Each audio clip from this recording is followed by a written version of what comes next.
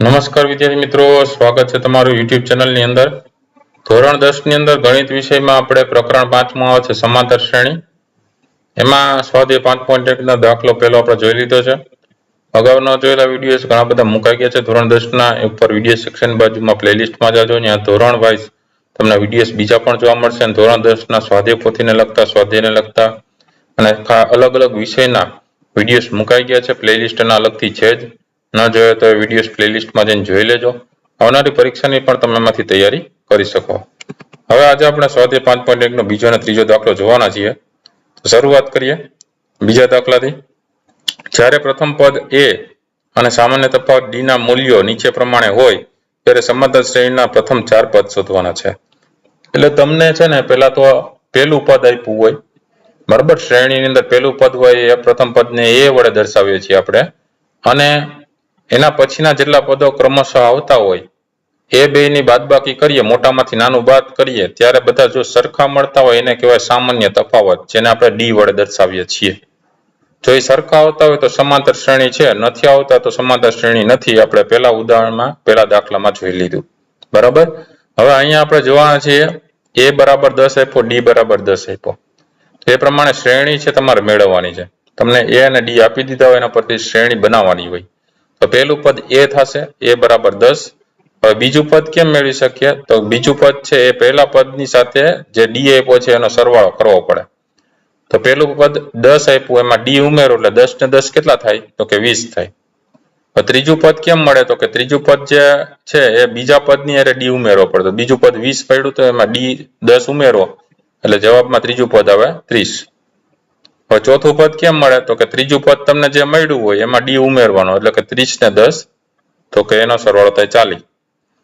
આવી રીતે આમ આપણે જે ક્રમશઃ છે શ્રેણી મળી જાય, પણ આપણે પહેલા 4 પદ જ મેળવવાના કીધા છે, પ્રથમ 4 પદ છે જ મેળવવાના છે। એટલે આપણે 4 પદ મેળવીએ તો આમ સમાંતર શ્રેણીના માગેલા 4 પદ શું થશે? 10, 20, 30 ને 40 એ જવાબમાં આવશે। હવે બીજા દાખલામાં સેમ વસ્તુ કરવાની છે, a બરાબર -2 છે અને d બરાબર 0 છે। તો પહેલું પદ તમારું a થશે -2। હવે બીજું પદ કેમ મેળવીએ? તો બીજું પદ છે એમાં પહેલા પદની હારે d નો સરવાળો કરવાનો। તો પહેલું પદ હતું -2, એની સાથે 0 નો સરવાળો કરો તો -2 + 0 કરો તો શું આવશે? -2। ત્રીજું પદ છે એ કેમ મળશે? તો કે બીજા પદમાં d ઉમેરવાનો। તો બીજું પદ હતું -2, એમાં 0 ઉમેરો એટલે -2 જ આવશે। ચોથું પદ કેમ મળશે? તો કે ત્રીજા પદની હારે d નો સરવાળો કરો તો -2 + 0 એટલે -2। આમ સમાંતર શ્રેણીના માગેલા પહેલા 4 પદ શું થશે? કે -2, -2, -2 ને -2, એ ચારે 4 -2 જ જવાબમાં આવે છે। ત્રીજો દાખલો જોઈએ। એમાં a બરાબર 4 છે ને d બરાબર -3 છે। તો એમાં પહેલું પદ તમને મળ્યું a બરાબર 4। બીજું પદ તમને કેમ મળશે? તો કે પહેલા પદની હારે d નો સરવાળો કરવાનો। પહેલું પદ હતું 4 વત્તા d નો સરવાળો -3, તો 4 માંથી 3 બાદ થશે, વત્તે ઓછા થઈ જાય, તો 4 માંથી 3 જાય એટલે 1 આવશે જવાબમાં। ત્રીજું પદ કેમ મળશે? તો કે બીજા પદમાં d ઉમેરવો પડે। બીજું પદ તમને શું મળ્યું? 1 મળ્યો, 1 વત્તા -3 કરવું પડે, તો વત્તે ઓછા થાય એટલે 1 - 3 થશે, તો 1 - 3 એટલે જવાબમાં આવશે -2।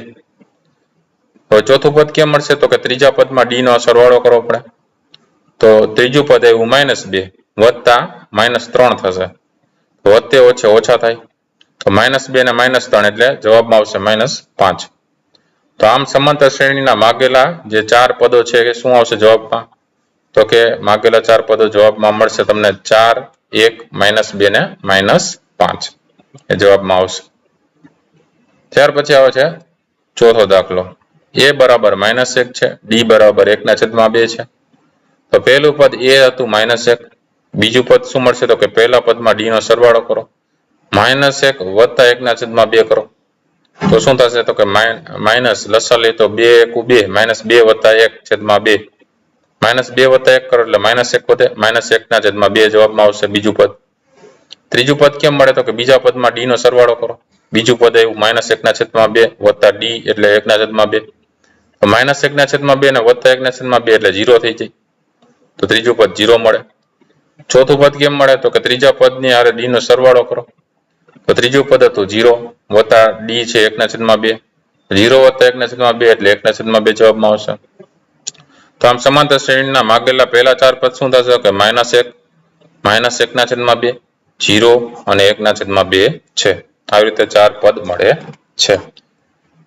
ત્યાર પછીમાં પાંચમું આપ્યું છે a બરાબર -1.25, d બરાબર -0.25. તો a એટલે પહેલું પદ, તો પહેલું પદ સીધું લખવાનું, a બરાબર -1.25 છે. બીજું પદ કેમ મળશે? તો કે બીજું પદ એટલે પહેલા પદ વત્તા d નો સરવાળો કરો. પહેલું પદ છે -1.25 વત્તા d એટલે -0.25, તો વત્તે ઓછા થઈ જાય એટલે -1.25 -0.25 કરો એટલે જવાબમાં આવશે -1.50. ત્રીજું પદ કેમ મળશે? તો કે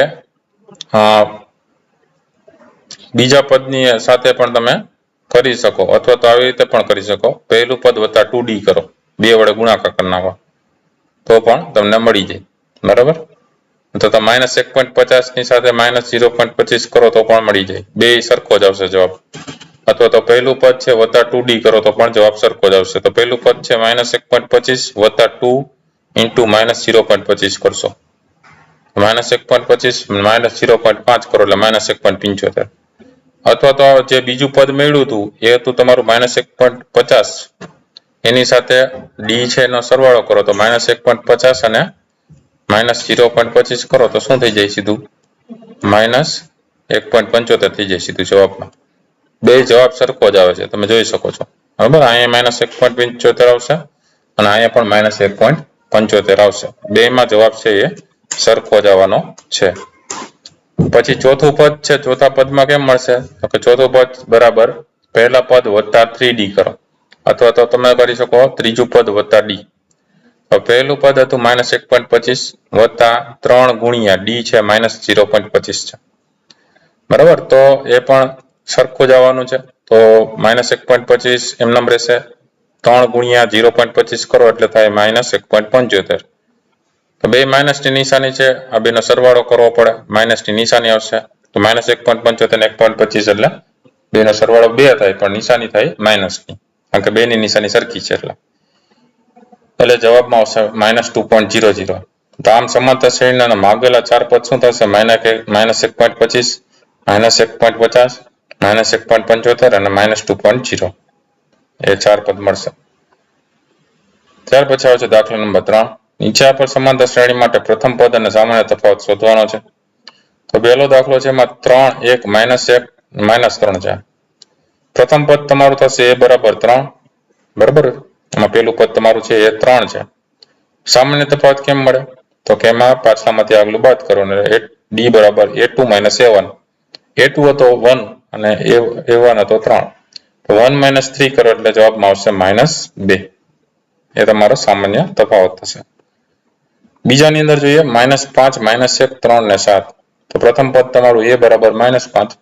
સામાન્ય તફાવત d થશે a2 - a1 એટલે કે -1 -5. અહીંયા -1 એમનેમ રહેશે અને ઓછે વત્તા 5 થઈ જશે. 5 વત્તા છે અને 1 માઇનસ છે, તો 5 માંથી 1 જાય તો 4 જવાબમાં આવશે. ત્રીજા દાખલામાં વાત કરીએ તો 1/3, 5/3, 9/3 અને 13/3. તો એમાં પ્રથમ પદ એ તમારું થશે 1/3. સામાન્ય તફાવત d તમારો મળશે a2 - a1. a2 તમારો 5/3 છે, એમાંથી 1/3 બાદ થાય, 3 લસા આવે, ઉપર 5 માંથી 1 જાય તો 4, 4/3 જવાબ આવશે. ચોથા દાખલાની અંદર જોઈએ તો 0.6, 1.7, 2.8 ને 3.9.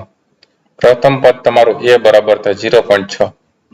સામાન્ય તફાવત થાય a2 - a1 એટલે 1.7 માંથી 0.6 બાદ થાય. 1.7 માંથી 0.6 બાદ કરો એટલે 1.1 જવાબ મળે. તો સામાન્ય તફાવત d તમને મળશે 1.1. તો આ તો અલગ અલગ દાખલો. વિડીયો ગમ્યો હોય તો લાઈક કરજો અને તમારા મિત્રોને પણ વિડીયો શેર કરજો. સાથે ચેનલને સબસ્ક્રાઇબ ન કરી તો ચેનલને સબસ્ક્રાઇબ કરી લેજો. નવા વિડીયોઝ છે ચેનલ પર મુકાતા રહેતા હોય છે. ન જોયેલા વિડીયોઝ ચેનલ પર ઘણા બધા મુકાઈ ગયા છે, પ્લેલિસ્ટમાં જઈને જોઈ લેજો. આવનારી પરીક્ષાની તૈયારી કરતા રહેજો. જોતા રહેજો, જ્ઞાનનો વધારો કરતા રહેજો. Thank you very much. Take care.